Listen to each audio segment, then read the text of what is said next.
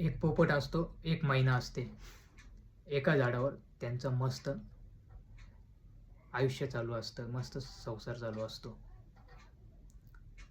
एक दिवस मैना पोपटला बोलते, "तू आयुष्यात कधी मला सोडून तर जाणार नाही ना?"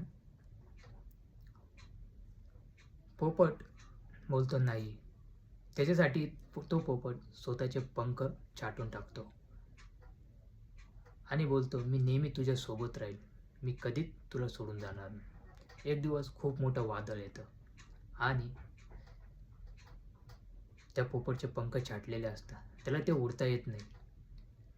तो मैनाला बोलतो, "तू उडून जा." ती मैना क्षणाचा पण विचार न करता उडून जाते.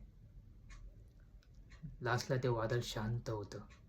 जेव्हा येऊन पाहते तर तो पोपट मेलेला असतो. खाली एका दगडावर लिहिलेलं असतं, "तू जर मला सोडून गेली नसती, माझ्यासोबत जर राहिली असती, तर आज मी जिवंत असतो." तसंच आपल्या आयुष्यात असतं.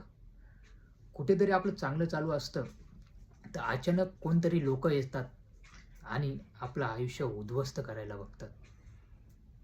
ज्यावेळेस जे संकटाचं काळ असतं, त्यावेळेस त्यांना ते दिसत नाही. तेव्हा त्या व्यक्तीच्या ते खंबीरपणे पाठीमागे नसतात. पण ज्यावेळेस संकटाचे काळ निघून जातात, तेव्हा ते त्या व्यक्तीला आपल्यापासून दूर घेऊन जातात.